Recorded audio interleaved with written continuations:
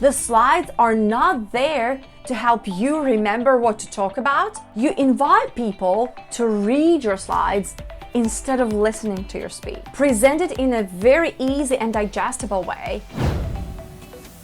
Hi, and welcome to the Speaking Hub, the place to be to build strong communication and presentation skills that last. Have you ever been in a meeting where the slides are never ending? There's so much information on the slides and you need to read that information, and you also need to listen to the speaker, and you need to do all those things at once, and you feel overwhelmed and your brain just shuts down. Today, I want to talk about how slides kill your presentations, why you should not be using them, and what you can use instead to make your presentations engaging and memorable. So let's dive in.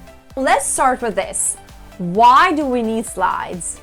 So for some of you, it may be that slides help you to remember what to talk about next.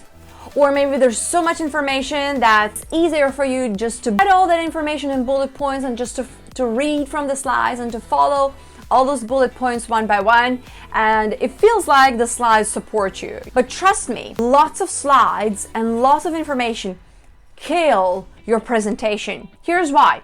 When you put lots of information on the slides, you invite people to read your slides instead of listening to your speech. It means that you miss on an opportunity to connect with your audience.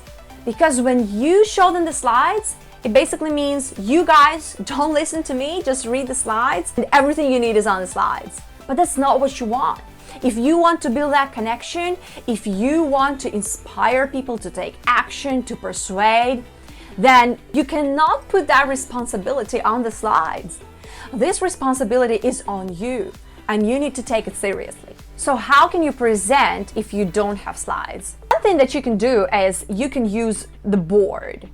So if you have a whiteboard behind you, you can just use a simple board and a marker to write down some important keywords that you want to emphasize and highlight, or you want people to keep in mind as you move throughout your speech. Another important thing you need to do is you need to make sure that your presentation has clear structure, and you need to give your audience the roadmap of this. Why do we use slides? We use slides because we sort of want to show people what content we're going to talk about in our presentation so that it's easier for them to follow your presentation along. You can absolutely do that without the slides. So in the beginning of your speech, just as you start with a hook, you grab your audience's attention, and then you give them the roadmap. You tell them, today I'm going to talk about A, B, and C. So you framed your audience, now they know what you will talk about, they have the right expectations, and it will be so easy for them to follow along that journey because they already know what to expect. If you need more help about how to structure your thoughts into a clear and concise presentation, then make sure you check out this video right here. Another thing that I encourage you to do is to use stories. Have a great story that can support your main idea and main message, then use that story, because stories will create a memorable impact on your audience and make you look so much more professional, relatable, and persuasive.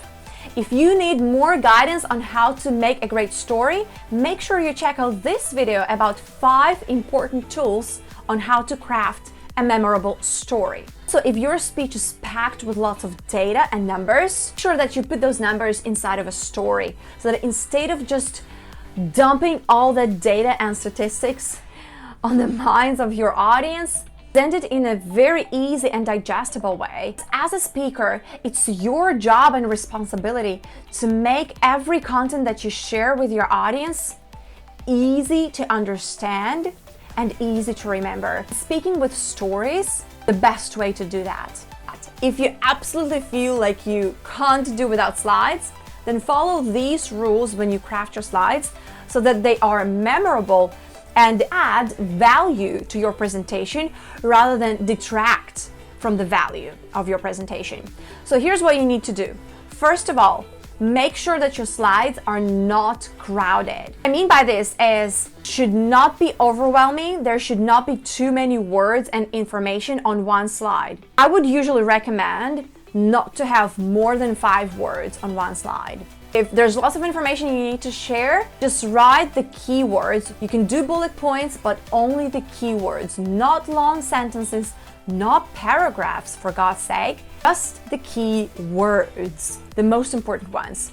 If you want to show, for example, an abstract from an article, lots of words, then make sure you highlight keywords or the most important information. You don't want your audience to be reading through that paragraph on the slide. What you want is to focus their attention on the most important parts on that slide. Highlighting the words can help you do that. Finally, I encourage you to use catchy and big images if possible. Have great, beautiful graphics, and there's just a few words on the slides, then these slides will actually support your presentation.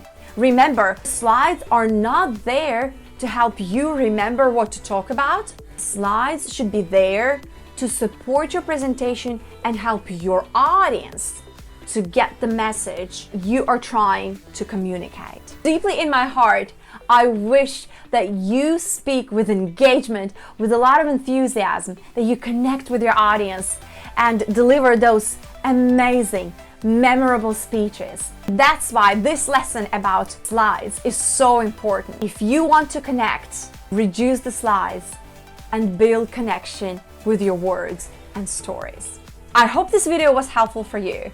If you like this video, please hit the like button and subscribe to this channel. I'm uploading videos like this every week, and I can't wait to see you in the next video.